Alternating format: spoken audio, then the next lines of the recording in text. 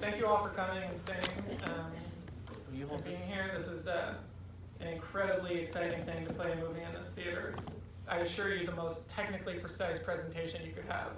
This is like where you want the movie to play when you're sound mixing it. Well, the sound of the movie is such a huge part of it, and really the lines between like a score and sound design is so blurry.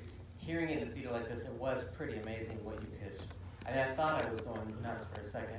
Well, I was like, who brought a baby in here? That may be. We don't know that you're not. Well, yeah, I mean, we sort of, you know, this is our fourth movie together, and Keegan, you know, read the script a year before we shot and was creating, ideas before we shot. And I said to him simply, I would like the score of this movie to feel like a panic attack. It did. Great. So thank you. We did it. Yeah. We did it. Thank you. great job. Great. So Keegan's gonna leave now. Keegan, did you feel, when you were making that score, did you feel, would you have a hard time like going to dinner afterwards? It was more just like I knew I was in the right direction if I was doing lots of being like, doing moves like this. You know, so I'd be like dialing in sounds and be like, this feels good, you know? Yeah. But yeah, we like, you know, because we have so many years of working together, Keegan's kind of looking at the dailies and turning over demos in week 2 or 3. So by the time before we even start editing, we have a semblance of what his work is. And the edit takes shape around Keegan's ideas. So it's not a temp score that he then has to replicate the rhythms of. And then we kind of would give you the 25-minute locked act and just say, you know, we cut together the demos, change anything you would like. You know, this is it, but you can really score to picture. You can score to the whoosh of a door opening or the sort of sound of a camera moving past something. You can see those elements and you can create work based on those, even though the rhythms of this are already based on your work. Yeah, and Robert, the editor, really did a lot of favors to us, I think, because I essentially gave them maybe 15 sketches that were the more frenetic, the rhythmic stuff, this driving stuff, and then, you know, I would kind of build these rhythms and then make sure that within 30 or 45 seconds, wild things were happening, crazy drum fills were happening, or things were sucking backwards. I mean, I really wanted to make it feel like you had found like some sort of haunted VHS recording or something like that. But it was helpful because we talked about this a little bit earlier, but that because the takes were so long, it was really helpful to me. Because sometimes, like right now, I'm on a movie where, you know, it's all I get a daily. What movie? I can't tell you, Jason. I'm sorry. Jason's always trying to get on all the movies I work on. It's really weird.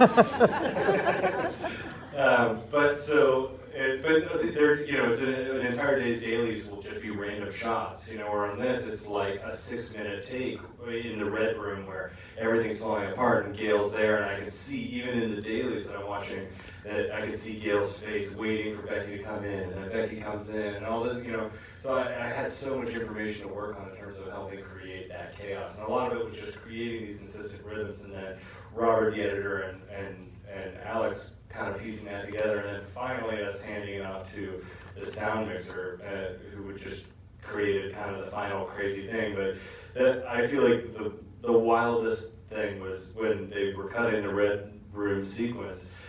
Robert, the editor, had just put in this horrible, I think he had just like found the crappiest sound effect on his laptop, or like crowd noise in another room or whatever it was. It was just like, and he just looped it for like whatever the 25 minutes is of that. And I remember sending it back and just being like, we have to keep this sound effect. It's like something about it just like cements this terror of that thing. So that was kind of beginning to crack the door of like blending sound design and score, and they only took it. Yeah, everyone, you, me, Robert, the editor, and Ryan, the sound designer, we all had different ideas of how thick and massive we wanted the movie to feel when you're listening to it. Mm-hmm.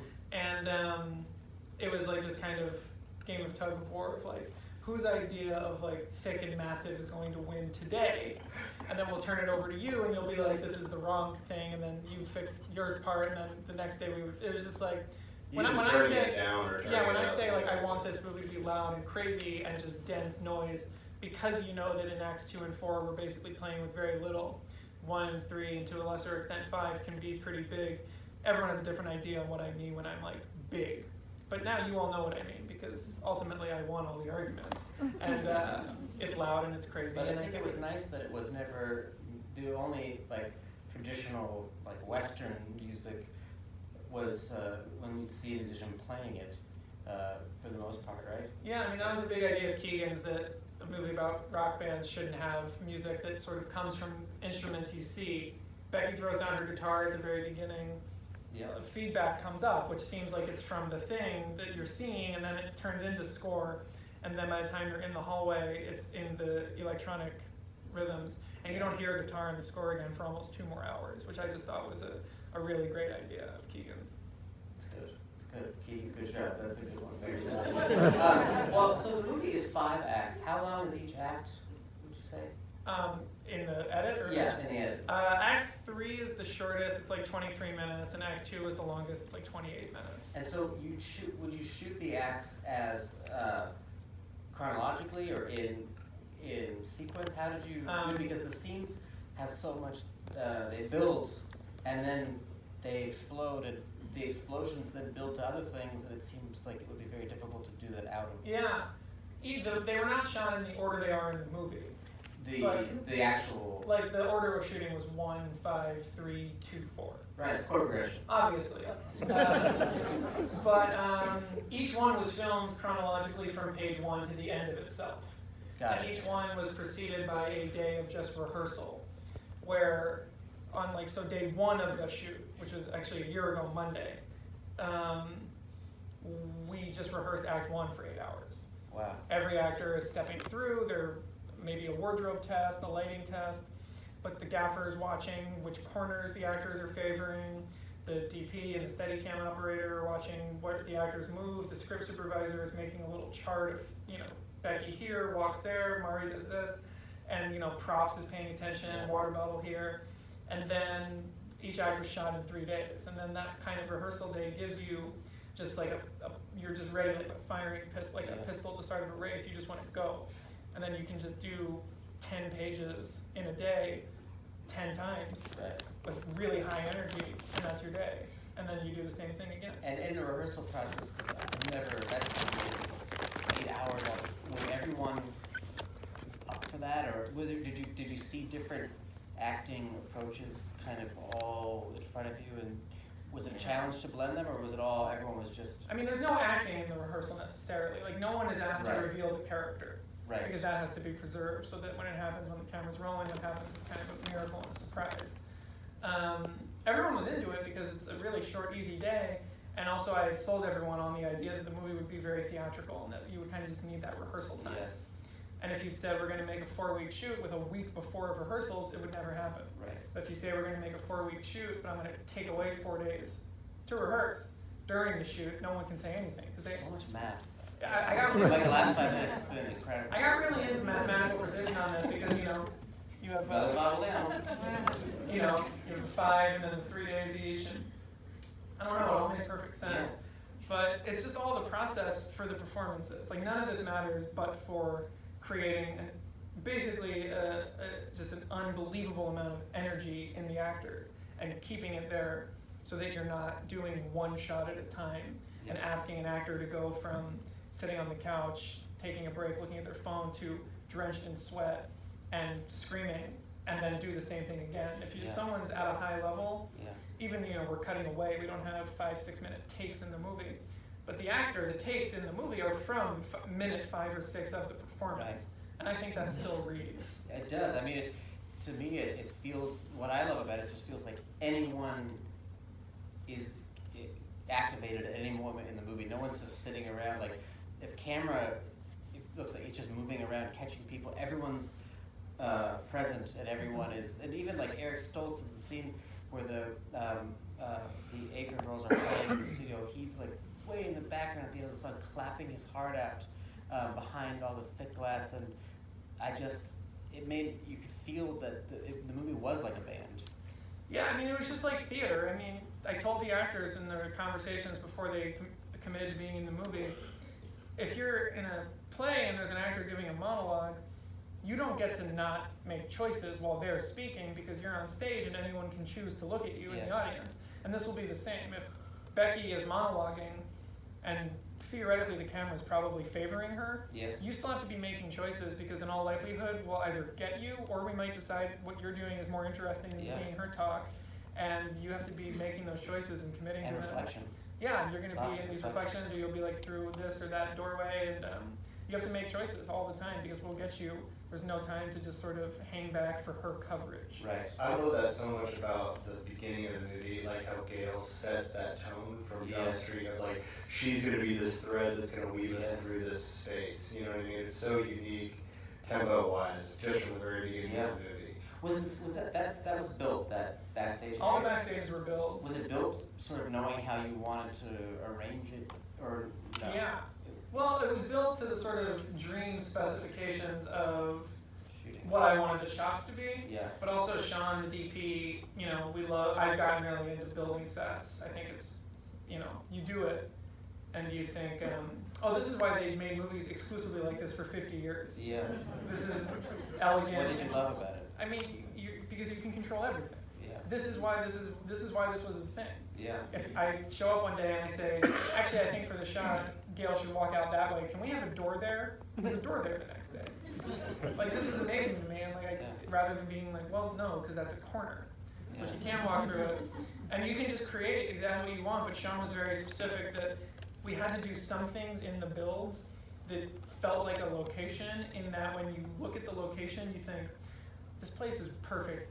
It's too bad about that pillar in the middle of the room. Right. He was like, build that. Like, build the thing that is kind of the bummer about every location. Right. That Don't make it too one easy. corner that just doesn't work, Right. or the power surge thing on the wall, the fuse box that you just wish you didn't have to look at. He's just like, build those into the set, because otherwise it just seems too perfect. And there was a lot of Steadicam in the movie. Sean, who you've worked with on all of your movies, you guys have such a incredible shorthand, but he was not. No hand at this point. No hand, not even.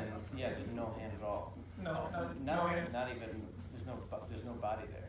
How did you guys? How was he not? He didn't operate Steadicam. No, he no. doesn't know how to do that. Doesn't know how to operate Come on, that's Steadicam. ridiculous. How was that? But he's such a. On my experience of working with you in your films, he is like an actor, kind of in the room, bouncing, playing off stuff. He has a real feeling for that. How was that a odd? That's a really dorky question, but I am curious. No, he'd done Is it. he frustrated sitting back there watching? It's fortunate that we got the Steadicam guy that he loves. This guy named Aaron Brown, who worked with Sean on Good Time.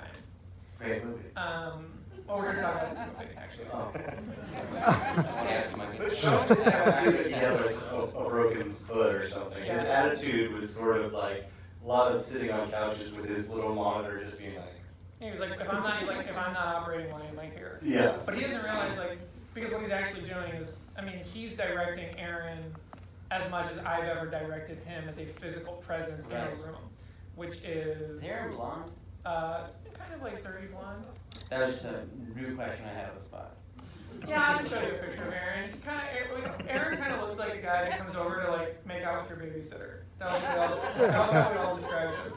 He's like really all American and handsome, but seems like kind of like he like parties a little too hard. You shouldn't have brought the Zima. Yeah, that was kind of our read on him. He's just a huge, very physically strapping guy. His Yeah. his One of those guys. what's the word? His profession.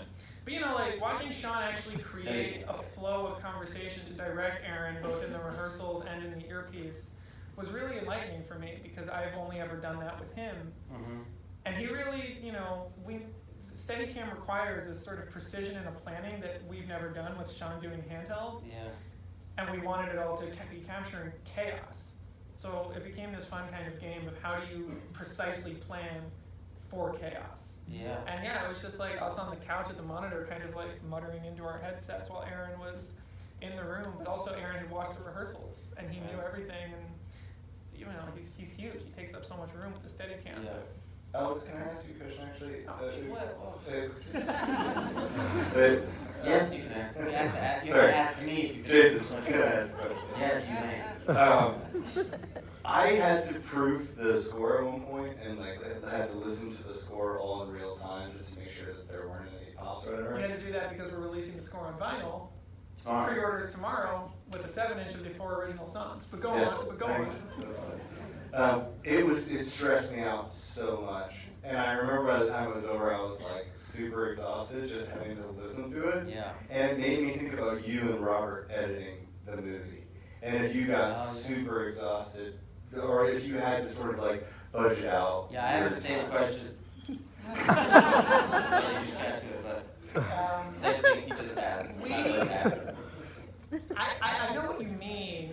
I feel like because we got to a point where we could kind of skip around in the movie, if we did start to feel a little stir crazy being in a certain room or a scene, we could move around. I'll tell you who did get sick of it was the people on the other side of the wall while we were editing. We were at a shared workspace in a non-soundproofed room. And as you know from having watched it, this is a very loud movie. Wait, a shared workspace of other movies or just different No, kinds of an office. Oh. And like, you know, people there to do anything, marketing, whatever. And by the end of our third week, we were in a corner and like everything around us had cleared out. It was like, you know, like a yard that had been salted. And every single person within 6 rooms of ours had just they'd been moved to another part. Because yeah, we just, you know, hearing this through a wall for 12 hours a day, I think it would have been crazy. I really liked editing it. When we were doing the sound mix, which was 12 days, and my other movies were all 5, and our last day of the sound mix was 16 hours. We got there at like 10 in the morning and left at 3 in the morning. Yeah. Doing the sound mix in a really loud studio with 7.1, like that made me go crazy.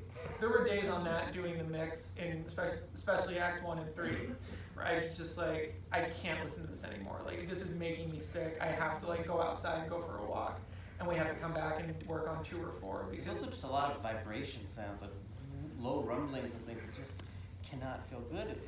16 hours of that, you know. well, the 16-hour day was only the last day. Nothing felt good at that point. We were ready to get exit. And out of curiosity, Elizabeth is amazing in the film. How I mean, I'm pretty sure I know the answer to this because I just heard you answer it. But how much improv was there in the movie? There's none. That's hard to. There's no lines. There's nothing in this final edit. God, nothing to say.